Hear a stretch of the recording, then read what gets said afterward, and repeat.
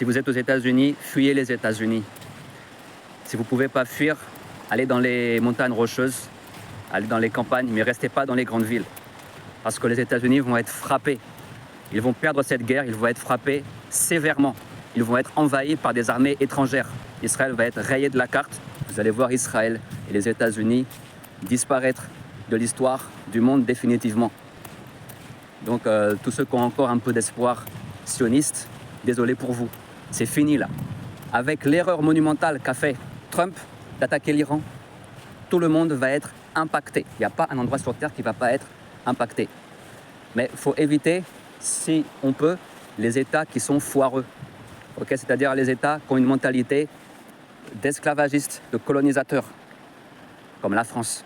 Les prix vont augmenter de dingue avec la fermeture du détroit d'Ormuz. Ce n'est pas vos gouvernements qui vont vous aider, vos gouvernements foireux en tout cas. Il y a des pays qui seront moins impactés que d'autres parce que leur gouvernement n'est pas foireux. Ces pays-là qui essaient de se suffire à eux-mêmes, ils vont s'en sortir. Les autres qui dépendent du mondialisme, du capitalisme, des importations, c'est foireux. Il va y avoir une famine mondiale.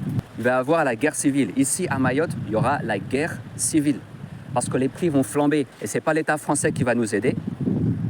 Il y en a qui pourront s'acheter de quoi manger. Il y en a la majorité qui ne pourra pas. Déjà qu'il y a beaucoup de criminalité ici à Mayotte. Je te laisse imaginer quand les prix vont flamber. Qu'est-ce que vont faire les dacous, les voyous à Mayotte? Ils auront faim. Ils auront très faim, plus faim que d'habitude. Voilà, il n'y aura pas seulement les dacous de d'habitude qui auront faim, il y aura plus que les dacous. Ça veut dire que le dacouisme va se multiplier à Mayotte. Ce sera plus vivable. Et ce n'est pas l'État français qui va nous aider. Là, je vous dis, ce jour-là, quand il y aura une intervention à Mayotte, je ne sais pas de quelle armée, de l'armée tanzanienne ou comorienne ou russe ou chinoise, et ça, ce ne sera pas avant quelques années, hein, voilà, quand ils auront gagné la guerre et qu'ils pourront s'occuper enfin de Mayotte. Là, les gens de Mayotte, ils vont dire merci la Russie, merci la Chine, ou merci les Comores, ou merci la Tanzanie. Mayotte ne voudra plus entendre parler de la France, je vous dis, après la catastrophe mondiale de la troisième guerre qui est là déjà sur nous. En France, il y aura une guerre civile, parce que les gens vont se révolter contre Macron cette fois. Ce ne sera pas une affaire de gilets jaunes. Là, les gilets jaunes, c'était facile de les arrêter. Et là, ce sera le bordel. Avec la flambée des prix, il y en a qui ne pourront pas se nourrir. Ce sera le bordel.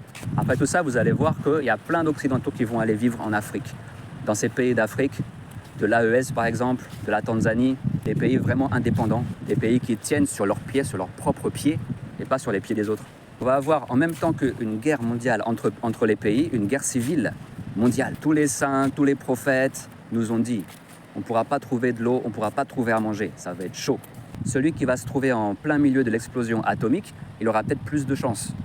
Plus de chances que celui qui est exposé aux radiations ou bien aux maladies ou bien à la famine. Il faut être un vagabond en fait dans sa tête pour survivre. Tu ne peux pas rester à un seul endroit. C'est ce que les prophéties disent aussi. Tu ne peux pas être coincé dans un seul endroit et penser que là où je suis c'est stable. Là où je suis j'ai une stabilité économique, je travaille, je fais ma petite vie, j'ai ma petite maison. Tranquille, et puis voilà, alhamdoulilah, je vais avoir ma retraite bientôt. Non, tout ça, ça va être rayé. Tu dois être un voyageur sur Terre. De toute façon, guerre ou pas guerre sur Terre, la Terre, c'est un monde foireux. C'est un monde foireux parce que ici, sur cette planète Terre, tout disparaît. Il n'y a rien qui reste. Il n'y a rien qui est éternel. Ce qu'il faut comprendre aussi, c'est que quoi qu'il arrive sur Terre, il n'y a rien qui peut nous empêcher d'être dans la paix, dans notre cœur. L'important, même si on va crever, c'est de crever dans la paix. Crever dans la paix, dans la joie. La joie, bonne humeur, je ne sais pas, mais en tout cas dans la paix. Ça, c'est possible. Ça, c'est possible. Donc, il faut se préparer spirituellement, physiquement si on peut, mais en tout cas, le plus important, c'est spirituellement, compatriotes. Okay? Donc, méditons, prions et envoyons des bonnes vibrations tout autour de nous. Il y a une méditation du Bouddha que je conseille. C'est la méditation de l'amour bienveillant. C'est envoyer des pensées d'amour et des sentiments d'amour bienveillant et de compassion partout sur Terre, autour de soi, à tous les gens qu'on rencontre, dans l'univers. Dans tout l'univers, tu envoies des pensées d'amour. Devant, derrière, à droite, à gauche, en haut, en bas, dans toutes les directions, de tous les côtés, tu envoies l'amour bienveillant. Et si tu meurs dans cet état-là, tu auras une bonne destination. L'important, c'est de mourir avec une bonne destination. Voilà. Parce que si tu as une mauvaise destination, le feu de la bombe atomique, ce sera rien par rapport au feu de l'enfer. Alors compatriotes, joyeuse guerre mondiale à tous.